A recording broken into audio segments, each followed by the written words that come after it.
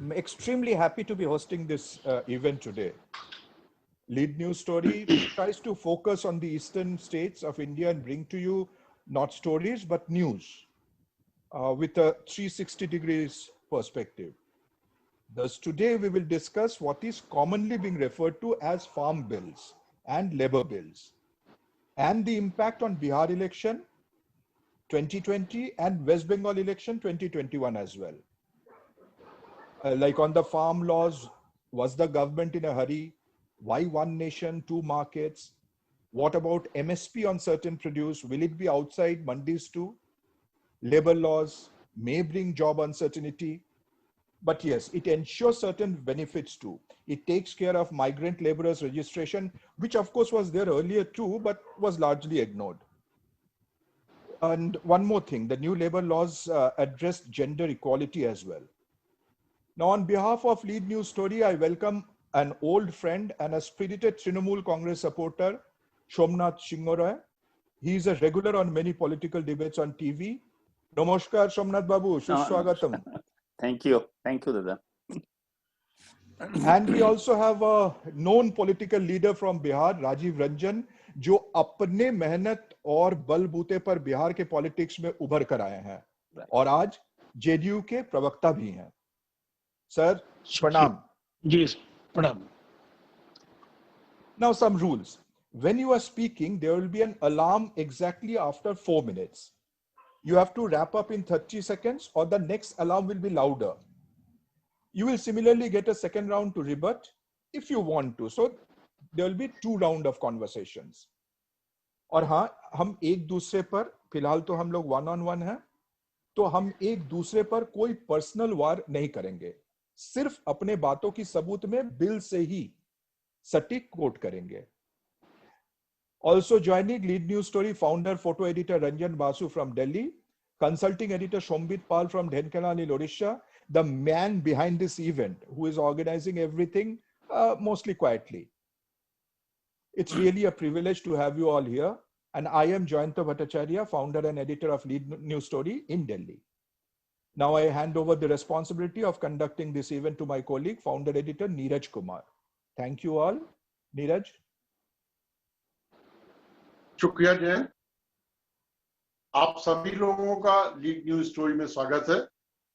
और जैसा कि जयंत ने बताया है, अभी की जो नियम है, कोशिश यही है कि हम लोग टाइम लिमिट में खत्म करते हैं ताकि ज्यादा से ज्यादा मुद्दे सामने आ सकें और ज्यादा से ज्यादा चीजें निकल के आए कि हाँ क्या होना चाहिए, क्या नहीं होना चाहिए.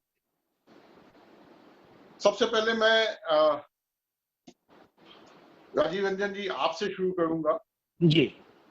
जो ये फार्म बिल, जो कृषि बिल आए, 3 विधेयक आए, जो क्या कहते हैं, राष्ट्रपति का जब भी उनको हस्ताक्षर हो जाएंगे तो कानून बन जाएगा. और उसके अलावा जो श्रमिक कानून से रिलेटेड जो विधेयक आए, मुझे सबसे पहले, और कृषि बिल को लेके काफी कुछ सड़कों पे भी लोग उतरे हुए हैं और जो इनकी की सबसे पुरानी सहयोगी पार्टी थी शिरोमणि अकाली दल, वो एनडीए से बाहर भी हो गई, उसने ऐलान किया.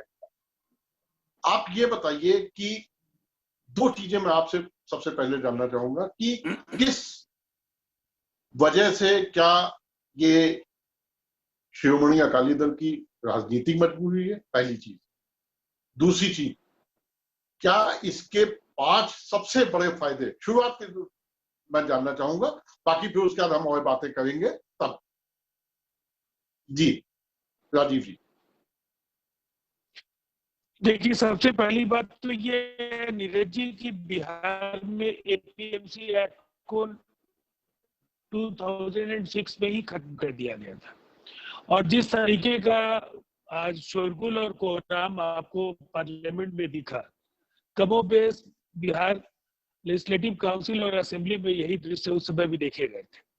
लेकिन उसके बाद 3 एग्रीकल्चर रोडमैप्स बने.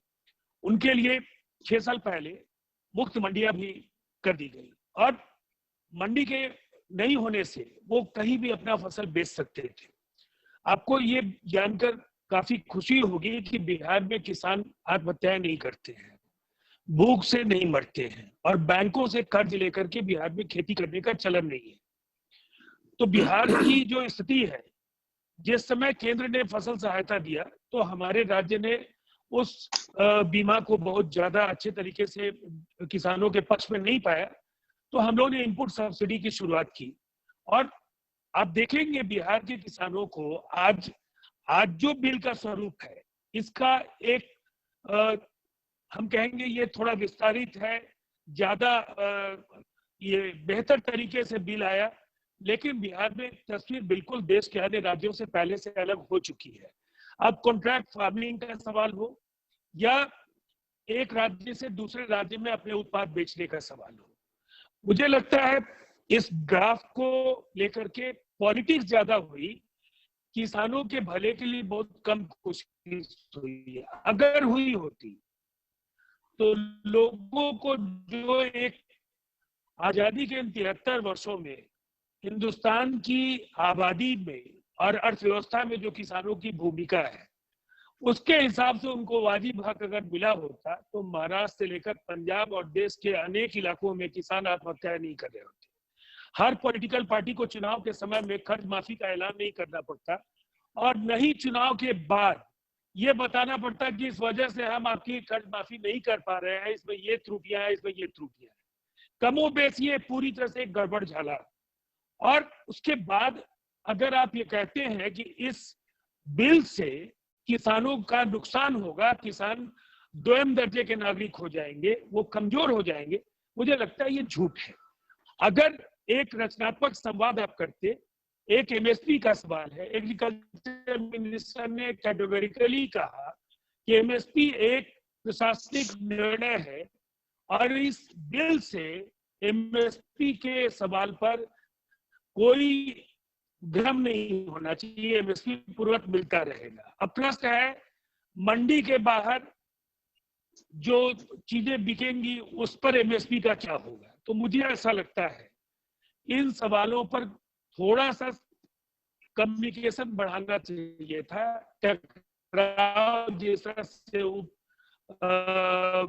सभापति के साथ जो दुर्व्यवहार हुआ और जो कुछ भी एक अप्रिय परिस्थिति पैदा हुई, उसके बजाय ट्रेजरी बेंच के साथ कोऑर्डिनेट करके इस पर बेहतर तरीके से समन्वय करना चाहिए था। लेकिन हम ये मानते हैं कि ये बिल इस देश के हित में है, किसानों के हित में है। अब तक जो कुछ हमने देखा है उसमें उनकी जिंदगी नहीं बदल पाई थी, तो एक मौका जरूर इस बिल के जरिए दिया जाना चाहिए। अगर कमियां होंगी तो बराबर संविधान में संशोधन की गुंजाइश बनी हुई है और लोकतंत्र में, मल्टी पार्टी डेमोक्रेसी में हम बराबर ही मानते हैं कि आपस की बातों को करके ये एक बड़ा सवाल है।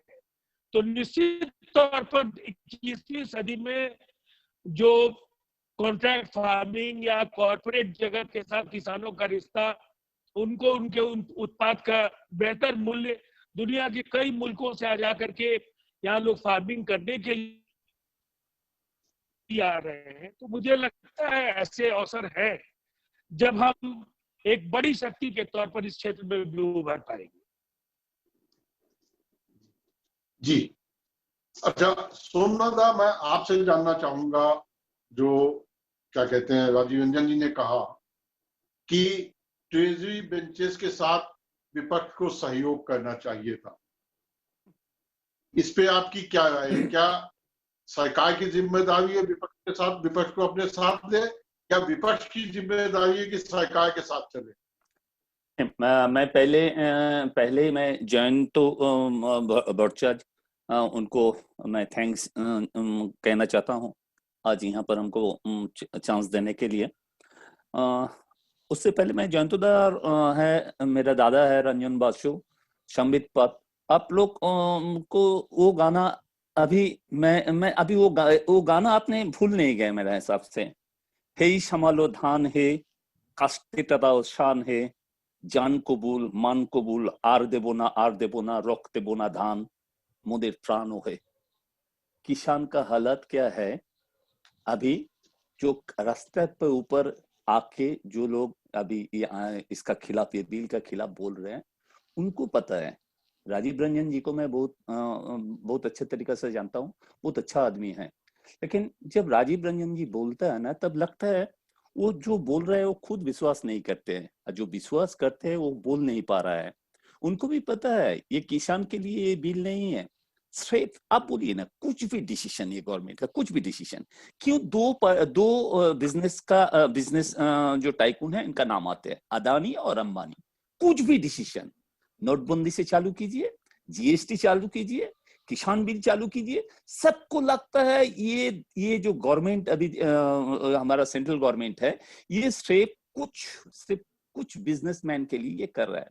मेरा तो ऐसा कभी कभी लग रहा है, ये जो कोविड में था ना, प्राइम मिनिस्टर केयर फंड, ऐसा लग रहा है वो हजारों करोड़ों रुपया से बेच दिया है ये बिजनेसमैन को, ये किसान को। इसीलिए ये इतना पैसा जमा हुआ, और ये पैसा जमा हुआ ये किसान का जो दावी है, किसान का जो हक है, ये बेच के पैसा वाला का से ये प्राइम मिनिस्टर फंड में ये लोग लिया। ऐसा ही लगते हैं। आप बोलिए ना, किसका फायदा है इसमें, किसका फायदा है? आप बोलिए हमको, किसान का क्या फायदा है, हमारा क्या फायदा है? किसान का कुछ फायदा नहीं है तो किसान रास्ते पे नहीं उतरते। और हमारा क्या फायदा है? आप देखिए 1952 में जब फूड क्राइसिस हुआ था भारत में, उस टाइम ऐसा क्राइसिस नहीं था, जो ऐसा फार्मर्स का पास बहुत सारे हमारा जो धान, चावल, गेहूं सब कुछ था। लेकिन उस टाइम जो आड़तदार है, बड़ा बिजनेसमैन था, वो लोग इकट्ठा गोडाउन में ये सब सामान अंदर करके एक आर्टिफिशियल क्राइसिस तय किया था। और इसलिए 1952 में हम लोगों ने देखा था, आदमी रास्ते में भूखा, खाना नहीं मिला, मर रहा था। ऐसा फिर एक दिन आ रहा है, आगामी दिन आप देख लेना। क्यों बोल रहा हूं? ये कालो बाजारी, ये पैसा वाला, ये लोग राज करेंगे, ये लोग आर्टिफिशियल क्राइसिस बनाएंगे। 60 रुपया का चावल आप देखना 100 रुपया में खरीदना पड़ेगा आपको, हमको, किसान को। एक चीज हो सकते थे, मैं मानता हूं नीरज जी, एक चीज हो सकते थे, ठीक है, ओके, 60 रुपया किसान को तुम खेती से 60 रुपया केजी तुम धान ले रहे हो, तुम उसको बोलो गवर्नमेंट को ये रूल्स होना चाहिए, 60 रुपया में अगर तुम खरीद रहे हो तो उससे 10% नहीं तो 5% ज्यादा रेट से तुम नहीं बेच पाओगे। तब भी ना हम लोग कॉन्फिडेंट में रहेंगे, नहीं ये गवर्नमेंट कुछ कर रहा है। ये लोग क्राइसिस तैयार करेंगे, किसान को अच्छा भाव नहीं मिलेगा, उसका जो जमीन है वो चला गया उन लोगों का हाथ में। फिर आम आदमी के ऊपर क्या इफेक्ट होगा? खाना नहीं है, क्यों? जो भी ये अनाज है, जो भी चावल है, गेहूं है, ये सब उसका गोडाउन में पड़ा रहेगा। उसका जब मर्जी होगा तब ये बाजार में लेकर आएंगे, और ये डबल मुनाफा का साथ। सबको मालूम पड़ रहा है क्यों हो रहा है ये। बोलिए। लेकिन सोमनाथ, एक चीज मैं जानना चाहूँ, जो जयंत ने पूछा है कि क्या ये कानून जो आया है, अभी तक बहुत बात होती थी कि मंडी में जब किसान जाता है तो आढ़ती या बिचौलिया जो होता है, कमीशन एजेंट जो होता है, राइट, वो सबसे ज्यादा किसानों का शोषण करता है। राइट, क्या इस कानून से वो बिचौलिया खत्म नहीं होगा? क्या किसान को ज्यादा फ्रीडम नहीं है? और बड़ा काला बाजारी का हाथ में ही वो लोग जा रहे हैं। किसान का जमीन ही नहीं है, किसान का। काला बाजारी दूसरी चीज है। नहीं, मैं मिडिलमैन की बात कर रहा हूँ। ये मिडिलमैन ही तो होगा ना। ये मिडिलमैन आते थे साइकिल करके, गांव का कोई लड़का आके मिडिलमैन गिरी करते थे, और अभी शूट पहन के, टाई पहन के, गाड़ी लेकर आके मिडिलमैन करेंगे जो किसान है उसका साथ। ये बड़ा बिजनेसमैन लोग मिडिलमैन रहेंगे ही, आने का तरीका अलग हो जाएगा। वो गांव का लड़का करते थे, यहाँ पर शूट और बूट और टाई पहन के आके ये लोग मिडिलमैन ही रहेंगे। और क्या सबसे प्रॉब्लम होगा नीरज जी, सबसे प्रॉब्लम होगा आम आदमी का। जो किसान वो 50 रुपया 60 रुपया में उन लोगों के पास से अपना सामान बेचेंगे, वही किसान को वो सामान खरीदना पड़ेगा 100 रुपया से 150 रुपया केजी। आप देख लेना। और ये सब होगा, ये सिर्फ 2-3 जो बिजनेस मैन है हमारा देश का, सबको मालूम है कुछ भी करो, क्यों दो नाम कॉमन आते हैं? आप बताइए नीरज जी, कुछ भी डिसीजन ये गवर्नमेंट का, दो कॉमन नाम, एक है अंबानी, एक है अदानी। क्यों आते हैं? हर डिसीजन का ये क्यों दो नाम आते हैं? किसका लाभ है? और मैं सिर्फ ये सोचता हूँ, ये अदानी अंबानी का कितना पैसा चाहिए भाई? पूरा देश को बेच रहे हो तुम लोग, देश को बेचकर तुम पैसे इकट्ठा कर रहे हो, किस लिए भाई? हम लोग को इसना अगेंस्ट में खड़ा होना बहुत जरूरी है। और आपका जो सोशल मीडिया है, ये सबसे बड़ा हथियार है हम लोगों के लिए, आम जनता के लिए। नहीं, क्या आप, क्योंकि अभी तो ये बिल आया है, कानून बनेगा, और जब लोग आएंगे, हो सकता है और भी लोग आए, सिर्फ अडानी अंबानी तो एक जिसे कहते हैं कि ये कमन, मैं नीरज जी वही तो मैं बोल रहा हूँ, ये कमन नाम, कमन, ये दो कमन आते हैं हर टाइम। ये दोनों नाम कमन क्यों आते हैं? क्या फायदा, क्या रिलेशन है मोदी का साथ, अमित शाह का साथ? ये तो हम आम आदमी जानना चाहते हैं भारत का। बोलिए प्लीज। हाँ, प्लीज। मैं क्या कह रहा था कि जो आपने बात कही, अभी कौन लोग आएंगे, कौन लोग इस रिटेल में उतरेंगे, ये अभी तय नहीं है। हम अंबानी अडानी का कयास लगा रहे हैं, ठीक है, ये लोग बड़े प्लेयर्स हैं, हो सकता है ये लोग सबसे पहले आए। आपको जियो जब मार्केट में आया था, मालूम है ना? मुफ्त में ले जाओ, कनेक्शन लो, 0 पैसा, कोई जरूरत नहीं है। सिर्फ नोटबंदी का टाइम में तुम्हारा आई कार्ड दे दो, आधार कार्ड दे दो, जियो 0 पैसे में तुमको कनेक्शन दे रहा था। अभी क्या हुआ? अभी सबको जियो का पाव में पर के बोले हम मेरे को तुम्हारा साथ ले लो। वो जो 0 पैसे में जो हम लोग को मोबाइल सर्विस दे रहा था, अभी सबसे ज्यादा पैसा ये जियो वाले ले रहे हैं। ऐसा एक नया चाल हो रहा है, और कुछ नहीं। ये गवर्नमेंट से बिजनेसमैन का गवर्नमेंट है, ये किसानों का गवर्नमेंट नहीं है, और ये श्रमिक का गवर्नमेंट नहीं है। आम जनता का बात ही छोड़ दीजिए आप। अच्छा राजीव जी, मैं आपसे जानना चाहूंगा, यहाँ पे 2 सवाल हैं। एक तो पहला ये कि ये बिल पहले जून में अध्यादेश लाया गया, उस जमाने में जब कोविड था, और ऐसी कोई नॉर्मली अध्यादेश किसी इमरजेंसी वाली सिचुएशन को डील करने के लिए लाया जाता है, वो अध्यादेश लाया गया, और उसके बाद ये जब संसद मानसून सत्र शुरू हुआ तो उसमें ये विधेयक लाए गए, पहली चीज। तो ऐसे क्या इसके पीछे कहीं बिहार इस साल जो अभी इलेक्शन अनाउंस हुए बिहार विधानसभा वाले, वो और अगले साल बंगाल में होने वाले इलेक्शन कहीं सरकार के दिमाग में? पहली चीज। दूसरी चीज, तो माइग्रेंट लेबरर्स जो वापस गए हैं, उसमें ज्यादातर संख्या बिहार के श्रमिकों की थी जो दूसरे राज्यों से वापस गए, और ये शायद बहुत लंबे समय बाद ऐसा होगा कि वो लोग इलेक्शन के दौरान अपनी जगह पे होंगे और वहां पे वोट देने की स्थिति, वोट देंगे। तो क्या ये पूरा ध्यान में रख के किया गया है कि उसमें से जो लोग जिनके पास कुछ जमीन है, कुछ खेती है, थोड़ा सा हिस्सा वो खेती करते हैं, क्या उनके फायदे को सोच के इतनी जल्दी में ये सारा काम किया गया है? राजीव जी।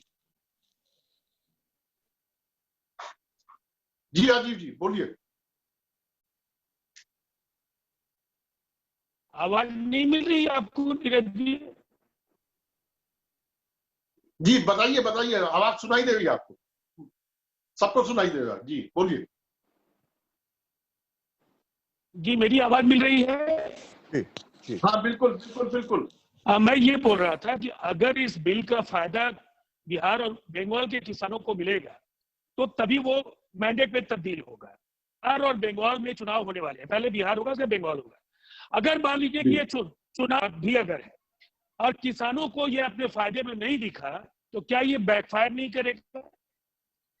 इसका मतलब है कि कहीं ना कहीं रूलिंग अलायंस को ये लगता है कि इससे किसानों की जिंदगी बदलेगी और लोग इस कानून को हाथों हाथ लेंगे, तभी इसका लाभ मिलेगा। तो ये पहले तो ये कहीं ना कहीं टीएमसी को भी जरूर मैं कहूंगा, जो सपोर्टर है और कई चैनल्स पर हम लोग मिलते रहे से, केवल इसलिए कि ये भारतीय जनता पार्टी के नेतृत्व में एनडीए ने कोई बिल लाने का निर्णय किया और हम विरोध की बड़ी चुनौती भारतीय जनता पार्टी से टीएमसी को मिल रही।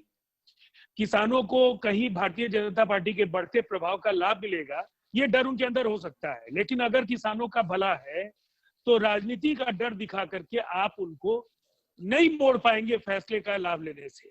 और मैं इसलिए बोल रहा हूं कि कॉन्ट्रैक्ट फार्मिंग से लेकर के जो जिन सीमांत ये खेतिहर मजदूरों की बात हम करते हैं, उनके लिए वर्तमान व्यवस्था में बहुत कुछ नहीं था। उनकी जिंदगी बहुत मुश्किल थी और पलायन सबसे ज्यादा इन्हीं वर्गों से होता था। अगर ये माइग्रेंट्स लौट रहे हैं और उनको एग्रीकल्चर एक ऐसा क्षेत्र दिखेगा जहां उनकी जिंदगी बेहतर हो सकती है, तो बड़े महानगरों में जिस तरह से उन्होंने धक्के खाए हैं, वो अपने अपने घरों में रहना ज्यादा पसंद करेंगे। इसलिए अगर इसको इस नजरिए से भी आप देखते हैं तो मुझे लगता है ये एक मुश्किल चुनौती जरूर टीएमसी या कांग्रेस जैसी पार्टियों के लिए होगी, इसलिए कि लोगों को अगर अपना फायदा दिखेगा तो फिर गुमराह करने की सियासत वहां नहीं चल पाएगी।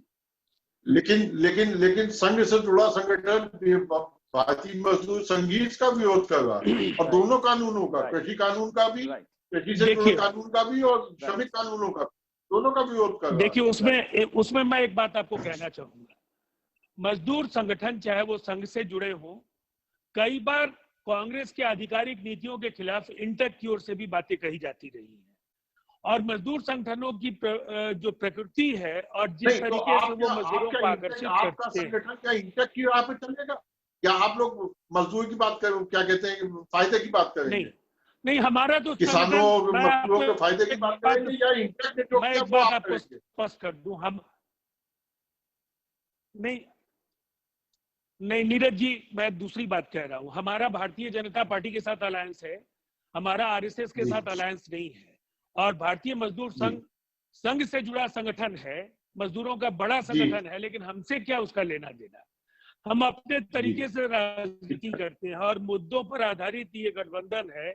बिहार की बेहतरी और हमारा अलायंस केवल बिहार में है एनडीए के साथ। बिहार के बाहर हम देश के अलग अलग।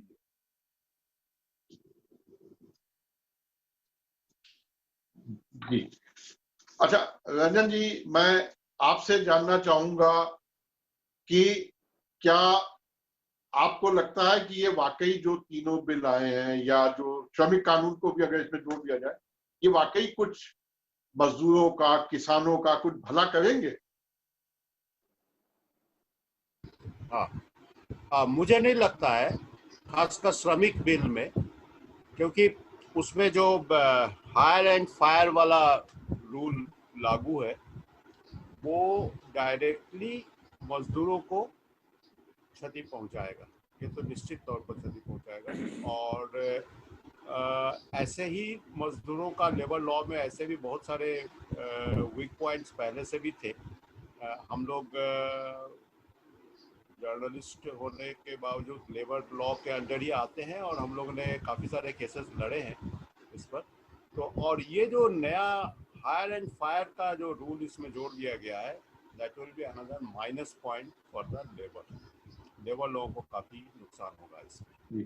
जी राजीव जी, मैं अब यही सवाल आपसे पूछूंगा कि जो ये 300 श्रमिकों से कम अगर लोग हैं, कामगार हैं, वहां पे कंपनी को कोई परमिशन नहीं लेनी होगी और वो कभी भी उनको निकाल सकता है, कभी भी उनको बाहर कर सकता है। ये क्या सोच के, इसके पीछे क्या सोच है? और आप लोग जो एज अ पार्टी जेडीयू श्रमिकों की बात करते हैं, किसानों की भलाई की बात, इसको आप क्या ये श्रमिकों की भलाई होगी इससे अगर उसको निकाल दिया जाए जहां पे 300 से कम लोग हैं? इसको थोड़ा समग्रता के साथ एक व्यापक अगर तरीके से हम देखें तो आपको याद होगा दत्ता सामंत का जो दौर रहा है मुंबई में, शिवसेना के ट्रेड यूनियंस का जो दौर रहा है। अगर औद्योगिक साम्राज्य का क्षरण होता है, साम्राज्य सही शब्द नहीं होगा, लेकिन औद्योगिकरण को अगर आघात पहुंचता है और श्रमिक संगठनों की हठधर्मिता से भी कई बार कठिनाइयां होती है, थोड़ा लचीलापन होना चाहिए। और कहीं ना कहीं एक विश्वास का संकट प्रबंधन और मजदूरों के बीच ज्यादातर जगहों पर है, जहां कानून की पेचीदगियों का फायदा लेकर के मजदूरों का भला भी नहीं होता। ये जो सो कॉल्ड कुछ ट्रेड यूनियन लीडर्स होते हैं, वो जमीनी तौर पर उनकी जिंदगी खुद तो बदल जाती है, लेकिन मजदूरों को उन्हीं की हालत पर छोड़ दिया जाता है। कई कंप्रोमाइजेज होते हैं और आप भी जानते हैं और हम भी जानते हैं। और जिस तरह से देश के अलग अलग हिस्सों में कई ऐसे शहर थे जो उद्योगों के, अपने खास प्रकृति के उद्योगों के कारण जाने जाते थे, आज उनका अस्तित्व नहीं है। तो ये जरूर समझने का समय है कि आज अगर पूरी दुनिया से उदारवाद जो एक वैश्विक जो परिस्थिति पैदा हुई है, जो चुनौतियां हैं, उसके हिसाब से हिंदुस्तान एक बाजार के तौर पर देखा जाए, यहाँ उद्यम लग सके, मेक इन इंडिया को लेकर के यहाँ उद्यम लगाने जो आए, उन्हें कहीं ना कहीं थोड़े श्रमिकों की ओर से भी सहयोग मिले, और इसके लिए इस तरह के थोड़े शिथिल कानूनों को शिथिल किए जाने का लाभ होगा अंततः। और बड़े पैमाने पर अगर मजदूरों का शोषण होता है तो कानून अपनी जगह होता है। आपने एक शब्द इस्तेमाल किया, सहयोग किया जाए, श्रमिकों से सहयोग। श्रमिकों से सहयोग का मतलब क्या आपका ये है कि वो शोषण सहे?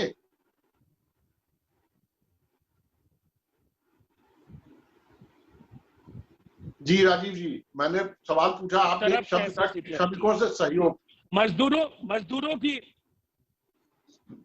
देखिए मैंने ये कहा कि जब तक परस्पर कहीं ना कहीं ट्रस्ट डेफिसिट है, जो बाहर से आने वाले उद्यम है उनको ये लगता है कि हिंदुस्तान के जो कानून है वो काफी कड़े हैं, उनमें लचीलापन नहीं है, यहाँ आने पर मजदूरों की ओर से, अगर मजदूर संगठनों की ओर से कठिनाई पैदा की जाएगी तो परेशानी होगी, और कहीं ना कहीं उत्पादन आपका बढ़ना चाहिए। और आज जब देश में जो आपके 8 कोर सेक्टर्स नकारात्मक तरीके से प्रदर्शन कर रहे हैं, आपकी अर्थव्यवस्था एक गंभीर आघात झेल चुकी है, और अभी दुनिया एक वैश्विक मंदी से जूझ रही है, और हिंदुस्तान के हालात भी बहुत ही अच्छे नहीं है। तो मुझे लगता है अभी प्रयोगों की गुंजाइश इस देश में है, और थोड़े भरोसे के साथ अगर बहुत बड़े पैमाने पर कभी किसी स्थान पर मजदूरों के साथ अन्याय होता है तो बने हुए कानूनों के प्रावधान से ज्यादा महत्वपूर्ण वहां संगठन की क्षमता के जोर पर जहां भी अन्याय होगा उसका विरोध होगा। लेकिन कहीं ना कहीं कानूनों को ढाल बना करके जो तथाकथित कई जगह ट्रेड यूनियन लीडर्स जिस तरह से अपना रास्ता तय करने की कोशिश करते हैं, वो भी सही तरीका नहीं है।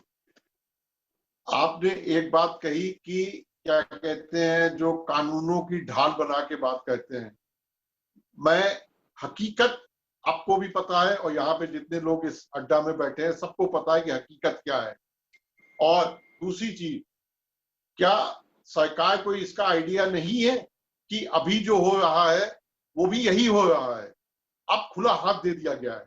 अभी भी सरकारें जो इस तरीके के गैर कानूनी काम होते हैं उसमें कोई एक्शन नहीं हो पाता है, मजदूरों को कहीं से राहत नहीं मिलती है। और ये आप प्रयोग कर, आपने शब्द इस्तेमाल किया प्रयोग कर जा रहा है, ये प्रयोग मजदूरों की कॉस्ट पे हो रहा है, किसानों की कॉस्ट पे हो रहा है, उद्योगपतियों की कॉस्ट पे नहीं हो रहा है। देखिए, सबसे पहली बात तो है नीरज जी, मैंने ये कहा है कि एक दौर मैंने 2 बड़े ट्रेड यूनियन नेताओं के बारे में आपको कहा, ट्रेड यूनियन से सत्ता के शिखर तक शिवसेना पहुंची, और मुंबई के कितने कारखाने बंद हुए हैं ये भी आपसे छिपा हुआ नहीं है। और ऐसे अनेक उदाहरण देश के अलग अलग शहरों में है जहां जिस तरह के उद्योग थे वो हठधर्मिता कहिए, प्रबंधन को फायदे का, मुनाफे का व्यवसाय नहीं लगा, या दूसरी तरफ आज जो बहुत सारे स्टैट्यूटरी ऑब्लिगेशंस हैं, और जिस तरीके से 8 घंटे को 12 घंटा करने का तय किया गया, तो ये कहा गया कि दोहरा वेतन हम देंगे, जो 4 घंटे का पैसा मिलेगा वो दोहरा मिलेगा। ऐसे कई प्रावधान हैं जिनको आधा ग्लास ये पानी आधा ग्लास है या आधा भरा है, ये देखने का तरीका होगा। तो मुझे लगता है जब कानूनों के रहते हुए, प्रावधानों के रहते हुए आप कहते हैं कि आज अन्याय हो रहा है, तो मुझे लगता है उस समय प्रबंधन को भी लगेगा कि अनावश्यक अगर आप जोड़ तोड़ करेंगे, मजदूरों को परेशान करेंगे, उसका असर भी उत्पादकता पर पड़ेगा। तो कुछ चीजों को रिश्तों के जरिए भी हल किया जाएगा। जी जी जी। अच्छा जयंत एक सवाल पूछना चाहते हैं सोमनाथ जी से। जयंत आप पूछिए सवाल।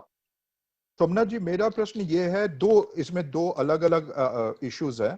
पहला ये है कि एक बंगाल में शुरू हो गया था, जो कि अभी राजीव जी ने भी पॉइंट आउट किया, ये जो ट्रेड यूनियन लीडर होते थे, cholbena has become an international word, जिस पर कि वामपंथियों का गिरने का एक वो रीजन था। तो वहां पर अगर कोई इसमें नया कोई मोड़ लाया जाए, नंबर 1। नंबर 2, शायद तृणमूल कांग्रेस को यह भी लग रही है कि जो सिंगूर में हुआ था, जो नंदीग्राम में हुआ था, वो शायद मदद की थी ये वामपंथियों को वहां से हटाने का और तृणमूल को लाने का। तो क्या ये दोनों मिलकर एक राजनीतिक आप लोग एक इशू नहीं बना रहे इस चीज को? क्यों ना देखा जाए कि नया नियम लागू करने से हो सकता है कि फार्म और लेबर में कोई रिफॉर्म आए? आपको ऐसा जनता एक्चुअली कुरुक्षेत्र युद्ध जब युद्ध चालू हुआ था तब अर्जुन ने श्री कृष्ण को पूछा था, जे सामने द्रोणाचार्य जो है, सामने भीष्म है, मैं किसका ऊपर मैं मेरा अस्त्र प्रयोग करूं? आप जैसे आदमी बैठा है यहाँ पर, रंजन दा जैसे आदमी बैठा है, मैं कैसे आप लोग को आपका बात काटूं, ये पहले सोचना पड़ रहा है हमको। क्योंकि अब देखिए, आपको ऐसा लगता है जयंतदा जे यहाँ पर जो ये लोग कानून लेकर आया, ये कुछ फायदा होगा? किसका फायदा होगा जयंतदा? पहले बात एक देखिए ना, ये आफ्टर कोविड अभी इंडस्ट्री का हालत क्या है? कितना आदमी का नौकरी नहीं है। अभी तुम उसका ऊपर नया नया कुछ तुम इंडस्ट्री नहीं ले आ रहे हो। तुम क्या कर रहे हो? जो इंडस्ट्री में काम कर रहा है, कुछ भी काम कर रहा है, उसका ऊपर दूसरा एक तुम उसका ऊपर दबाव डाल रहे हो कि तुमको 55 इयर्स हो गया तो तुम निकल सकते हो। कंपनी मालिक को तुम ये खुला पूरा एक ओपन जगह दे रहे हो, स्पेस दे रहे हो। तुम बोल रहे हो तुम कभी भी चाहते हो तो तुम्हारा जो वर्कर है उसको निकाल सकते हो। आप बोलिए ये कौन सा कानून है दादा? आप बताइए, जो आप बोल रहे हैं नंदीग्राम और सिंगूर का बात कर रहे हैं, आपको पता है नंदीग्राम और सिंगूर उस टाइम भी ये लोग बोला था, ये वामफ्रंट वाले ने बोला था क्या नहीं, यहाँ पर टाटा को ये ममता बनर्जी ने भगा दिया, इसलिए यहाँ पर इंडस्ट्री नहीं आ पाएंगे। आप देखिए कुछ दिन पहले, मेरा हिसाब से एक हफ्ते भी नहीं हुआ, एक मैं देख रहा था, गुजरात से भी अच्छा पोजीशन है बंगाल में बिजनेस करने के लिए। मैं 2-3 दिन पहले देख रहा था। मैं 2 दिन पहले ही कैग का एक रिपोर्ट दिखाया है, वहां पर लिखा है कि सबसे अच्छा 100% ऑनेस्टी का काम किया है बंगाल गवर्नमेंट। जितना सेंट्रल गवर्नमेंट का जो पॉलिसी था उसका जितना हिसाब है, वो सबसे अच्छा जो सबमिट किया दैट इज बंगाल गवर्नमेंट। और एक चीज है जयंतदा, लास्ट 6 बरस, हमारा हिसाब नहीं है, सेंट्रल गवर्नमेंट का हिसाब से, लास्ट गवर्नमेंट आने के बाद, ममता बनर्जी का गवर्नमेंट आने के बाद, एक भी फार्मर बंगाल में सुसाइड नहीं किया। ममता बनर्जी जानता है कैसे बंगाल को रक्षा करना है, लेकिन ममता बनर्जी लड़ रहा है। ये यहाँ का जो लेबर है, यहाँ पर जब किसान है, इसके लिए दीदी आपको तो पता है कितना बार उसका ऊपर जान लेने वाला हमला हुआ। दीदी अपना जान फिर से दाव में लगा देंगे ये फार्मर और किसान के लिए। लेकिन सिर्फ बंगाल में होने से तो फायदा नहीं होगा, पूरा देश का हालत खराब हो रहा है। ये देश का हालत खराब करने के लिए जो दायी है ये नरेंद्र मोदी और अमित शाह जी का ये जो ग्रुप है, ये ग्रुप वाले। हम लोग क्या चाहते थे? अब बोलिए, हम लोग क्या चाहते थे? हम लोग चाहते थे, ठीक है, ये लोग बोल रहे हैं, आप जनता था, एक बात बताइए, जब इंदिरा गांधी जी ने बैंक आप नेशनलाइज किया, आप कैला खनी नेशनलाइज किया, उस टाइम कभी कोई बिजनेसमैन को पीछे से कुछ पैसा कमाने का कुछ भी एविडेंस आप लोग के पास है? नहीं है। यहाँ पर देखिए, कुछ भी काम हो रहा है तो कहां पर भी कोई ना कोई बिजनेसमैन, बिजनेस वाले का फायदे के लिए हो रहा था। जवाहरलाल नेहरू जी ने 5 इयर्स प्लानिंग जब चालू किया था, कोई बिजनेसमैन का फायदे के लिए नहीं किया था, देश के फायदे के लिए किया था। अभी हो रहा है बिजनेसमैन लोगों को फायदा देखो, देश तो जो भी होगा देश को होने दो। मैं बोलना नहीं चाहता हूं, फिर भी कभी कभी लगता है बेनिया लोग सिर्फ बेचना जानता है, करना नहीं। और मैं बोलना नहीं चाहता हूं, लेकिन फिर भी बोल रहा हूं, ये लोग बेचना जानते हैं। रेल को बेच दिया, वेल को बेच दिया, बीएसएनएल को बेच दिया, एयरलाइंस को बेच दिया, सब कुछ बेचो बेचो बेचो बेचो, और मिलेगा किसको? ये one group of businessman there, ये लोगों के पास जाओ। आम आदमी का क्या होगा? किसान का क्या होगा? श्रमिक का क्या होगा? कुछ नहीं। आप बोलिए ना, जितना नेशनलाइज कंपनी था सबको बेच रहा है ये लोग। फिर भी जयंतदा हम लोग को बोलना पड़ेगा, मेरा भारत महान है, सच्चा भारत चल रहा है क्योंकि मोदी जी अभी हमारा सर का ऊपर है। आप बोलिए, कुछ दिन पहले हम लोगों ने क्या देखा था? अभी राजीव रंजन जी ने बोल रहा था, क्या बोला था? मोदी जी पूरा दुनिया को दिखा रहा है, रास्ता दिखा रहा है कैसे कोविड का अगेंस्ट लड़ना चाहिए। भारत रास्ता दिखा रहा है और आज वही भारत पूरा दुनिया में 1 नंबर देश हो गया। कोविड में हर रोज का अफेक्टेड का जो नंबर है सबसे ज्यादा, अभी वही मोदी गवर्नमेंट ने अभी पूरा दुनिया को लीड कर रहा है। कोविड कैसे हो सकते हैं, देश से कैसे कोविड नहीं जाए, ये दिखा रहा है ये मोदी गवर्नमेंट। जयंतदा, हालात बहुत खराब है। ये गवर्नमेंट हम लोग कुछ नहीं कर पाऊंगा 2024 तक, लेकिन मेरा लगता है अभी आप लोग जैसे पोर्टल और मीडिया को आगे आना चाहिए। जयंतदा, आपने पहले ही बताया था एक बात, अच्छा लगा। पहले आप लोग जब रिपोर्टिंग करते थे, संवाददाता करते थे, तब आप लोग खबर दिखाते थे, न्यूज दिखाते थे, और अभी न्यूज बना रहा है। न्यूज बना के आप लोग को, अब देखिए, अब तो एक अच्छा टॉपिक्स देकर यहाँ पर पोर्टल चालू किया। एक भी चैनल, अब मैं यहाँ पर बैठे बैठे बोल रहा हूँ, एक भी चैनल दिखाइए, सब में दीपिका ड्रग लिया, सुशांत सिंह सुसाइड किया कि नहीं, ये लेकर हर रोज इसका साथ हमारा, ये किसान का, ये श्रमिक का क्या लेना देना है? जयंतदा, नहीं, इसमें एक मेरा ये कहना है कि दूसरे क्या कर रहे हैं या नहीं कर रहे हैं, उसमें हम कोई इंटरेस्ट हमारे को नहीं है। जस्ट मुझे ये बताइए कि क्या आप इसको एक कैंपेन का मुद्दा बनाएंगे 21 के वोट के समय, ये फार्मर्स बिल और लैंड बिल और लेबर बिल को? जयंतदा, देखिए, कोई ममता बनर्जी, मैं बहुत दिन से उनको जानता हूँ, कोई इसको मुद्दा रेस लेकर करेंगे? नहीं, ममता बनर्जी कभी भी ऐसा कुछ बिल वगैरह लेकर इलेक्शन में नहीं जाते हैं। उसका डेवलपमेंट, आम आदमी का बाजू में खड़ा रहना, बांग्ला को देश का 1 नंबर स्टेट बनाने के लिए जो भी करना है, दीदी ऐसे ही कर रहा है। इसीलिए ये सब, ये बिल, ये तो है ही, लेकिन मैं ममता बनर्जी और बंगाल के लिए नहीं सोच रहा हूँ दादा। यहाँ पर बंगाल में ममता बनर्जी का गवर्नमेंट था, है, रहेंगे भी, लेकिन भारत का हालत बहुत खराब है दादा, बहुत ही खराब है। ओके, राजीव जी, एक मेरा लास्ट क्वेश्चन है, राजीव जी से लास्ट क्वेश्चन है मेरा। जी, आपने जो कहा, चलिए अगर हम उसको मान लेते हैं ऑन द फेस वैल्यू, तो क्या आप ये कहेंगे कि एनडीए ने या सरकार ने यहां पर एक बहुत बड़ा उनका फेलियर है कि वो कम्युनिकेट नहीं कर पा रहे हैं? ये हरियाणा में जो हो रहा है, ये पंजाब में जो हो रहा है, इससे पहले जो महाराष्ट्र में हो चुका है पहले, तो क्या ये सरकार का एक कम्युनिकेशन फेलियर नहीं है टोटली, अगर आप कह रहे हैं कि इतना फायदा है?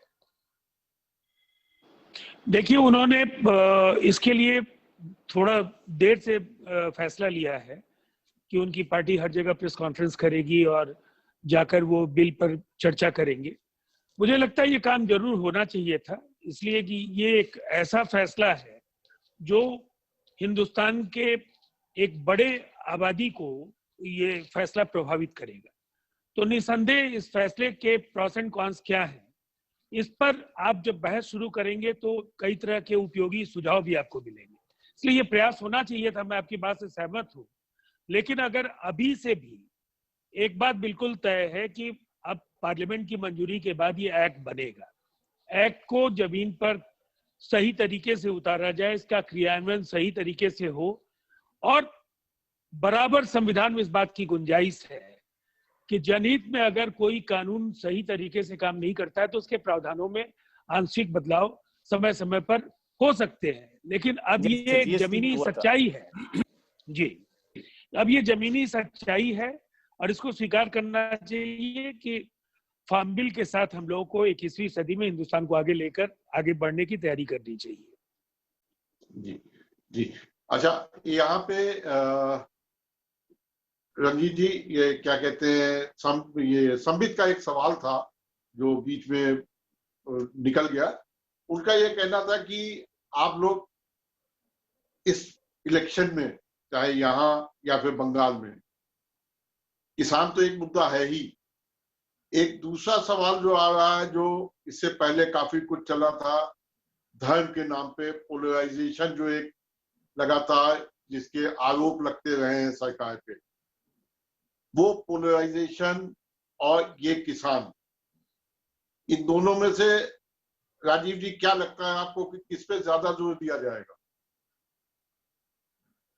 बिल्कुल देखिए, सीधा सवाल है। बिहार में एनडीए की अगुवाई नीतीश कुमार, सीधा सवाल है और इस चीज का सीधा जवाब है कि बिहार के मुख्यमंत्री नीतीश कुमार जी एनडीए के नेता हैं, एनडीए के चेहरे हैं। मुख्यमंत्री के रूप में उनको अलायंस जैसे जो शब्द हैं, उनके राजनीति के 40 वर्षों का जो संसदीय इतिहास में वो पोलराइजेशन के कभी पक्षधर नहीं रहे हैं। और बिहार में कम्युनल टेंशन या रॉयट्स जैसी चीजें बिहार में इक्की दुक्की कभी कोई घटना घटी होगी, उन्होंने अपने अलायंस के एक इन्फ्लुएंशियल कंस्टिट्यूएंट के लीडर के बेटे को भी गिरफ्तार करने में देर नहीं लगाई। तो बिहार में ये सब कुछ नहीं होगा। यह डेवलपमेंट एजेंडा है जो हम लोगों ने पहले किया है 15 वर्षों में, और आगे जो एक विजन डॉक्यूमेंट है हमारा, जिसको हम कहते हैं 7 निश्चय पार्ट 2, उसके जरिए हम लोगों के बीच जा रहे हैं। से वहां सिर्फ विकास विकास और विकास। नीतीश कुमार जी के नेतृत्व में यही मुद्दा है। जी अच्छा संबित, मैं आपसे आखिर में एक सवाल ये भी जानना चाहूंगा कि जो अभी सोमनाथ दा ने कहा या जो राजीव जी कह रहे हैं, क्या आपको लगता है कि ये चुनाव जो अभी बिहार में जो नवंबर में होने वाले हैं, अक्टूबर नवंबर, और जो अगले साल बंगाल में होने वाले हैं, पश्चिम बंगाल में, क्या जो कहा जा रहा है ये दोनों जो नेता हैं वाकई वही होगा या इससे कुछ अलग होगा? बंगाल का इलेक्शन तो काफी दूर है, काफी नहीं मतलब कुछ दूर है, लेकिन बिहार के इलेक्शन का तो बिल्कुल बच गया है। तो मुझे लगता है कि बिहार में ऐसे जैसे राजीव जी ने कहा है कि नीतीश कुमार का अलायंस जो है बीजेपी के साथ, वो लोग विकास का मुद्दा को लेके आगे बढ़ेंगे। ऑपोजिशन उतना स्ट्रांग नहीं है, तो ये एक फायदा उनको मिलेगा लगता है। लेकिन बंगाल इलेक्शन क्या होगा वो थोड़ा देखना पड़ेगा, क्योंकि मुझे जो लग रहा था कि ममता बनर्जी ने ये एक kind of she has got her mojo back. ये किसान का जो मुद्दा है, ये ममता बनर्जी का एकदम दिल का मुद्दा है। 2006 में जो सिंगूर ये हुआ था, and she has quickly picked it up. हम लोगों ने देखा है कि वो जो किसान संगठन है वो लोग भी प्रोटेस्ट किया है, छात्र, युवाएं, ये महिलाएं, सबको रास्ते में उतर दिए हैं वो। लेकिन ये देखना पड़ेगा कि बीजेपी क्या ट्राई करेंगे। बीजेपी का नेता जो है वो ये पोलराइजेशन के ऊपर, तृणमूल कांग्रेस का जो करप्शन है उसके ऊपर ज्यादा फोकस करना चाहेंगे, ये ममता बनर्जी उसको काउंटर करने में बिजी रहेंगे कि किसान का जो मुद्दा है उसको आगे लेके जाएंगे, वो देखने के लिए तो वेट करना पड़ेगा। जी जयंत, मैं आपसे भी एक सवाल पूछूंगा कि जो अभी हालात हैं, कोविड, इलेक्शन, किसान बिल, श्रमिक बिल और फिर बंगाल का इलेक्शन, ये जो सारी चीजें मिलके आई हैं, और इसमें एक माइग्रेंट लेबर हम लोग भूल जा रहे हैं, क्योंकि बिहार और बंगाल में सबसे ज्यादा माइग्रेंट लेबर है जो वापस लौट के आए। उसकी भूमिका कितनी बड़ी होगी इस इलेक्शन में? क्या वो निर्णायक भूमिका में है या नहीं है? उस मुद्दे को वो कैसे ले जाते हैं लोगों के बीच में। अब ये मत भूलिए कि एक कोई भी इंसान या एक कोई मुद्दा बहुत कुछ कर सकता है।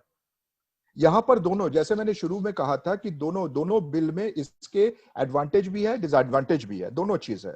लेकिन हाँ, जैसा कि राजीव जी ने माना इस बात को, दो चीजें हैं। एक तो सरकार लग रही है, मतलब सेंट्रल गवर्नमेंट की बात कर रहा हूं, दे आर इन अ हरी, बहुत जल्दीबाजी कर रहे हैं हर एक चीज में, वो बात नहीं करना चाहते हैं अब विरोधी पक्ष के साथ। दूसरा, जबकि उनका नेता एक इतने बड़े कम्युनिकेटर हैं, इतना अच्छा वो दूसरे के साथ बात कर सकते, लेकिन यहां पर क्यों फेल हो रहा है? क्या ये पार्टी या इनके एलाइज भी, जहां तक हमने देखा शिरोमणि अकाली दल वो छोड़ के चले गए, तो क्या उनसे भी नहीं बात हुई थी इससे पहले? हमारा वक्त हो गया है, आधे घंटे 35 मिनट का वक्त था, वो लगभग वक्त पूरा हो गया है। तो अब हम सबसे इजाजत लेंगे, और राजीव जी आपका बहुत बहुत शुक्रिया हमें ज्वाइन करने के लिए। सोमनाथ आपका बहुत बहुत शुक्रिया, संबित और रंजन दा आप सबका बहुत बहुत शुक्रिया। इस पूरे बहस में जो एक बात अगर मैं इसको कंक्लूड करूं तो ये निकल के आई है कि बिहार इलेक्शन में ये श्रमिक वाला मुद्दा और किसान बिल वाला मुद्दा एक बड़ा मुद्दा रहेगा, और जो बंगाल इलेक्शन जो अगले साल आने हैं उसमें अभी देखना होगा।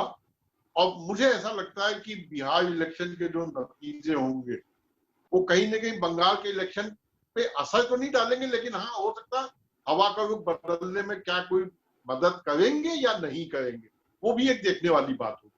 दूसरी चीज, जहां तक इन बिल का सवाल है, ऑब्वियस ही बात है कि सोमनाथ दा मानते हैं कि इस बिल में कोई अच्छा ही नहीं है। ये तीनों बिल, पांचों बिल जो है बहुत बेकार है, इससे किसी का फायदा नहीं होने वाला। और जो क्या कहते हैं राजीव जी हैं, उनका मानना है कि नहीं बिल बहुत अच्छे हैं, लेकिन हाँ वो एक चीज ये मानते हैं कि कम्युनिकेशन में कहीं ना कहीं थोड़ा सा गैप रहा है, चीजें और खुल के बताई जानी चाहिए थी, और ताकि लोगों को ज्यादा आसानी से कन्विंस किया जा सके। आप सभी लोगों का लीड न्यूज स्टोरी के इस अड्डा में ज्वाइन करने के लिए बहुत बहुत शुक्रिया।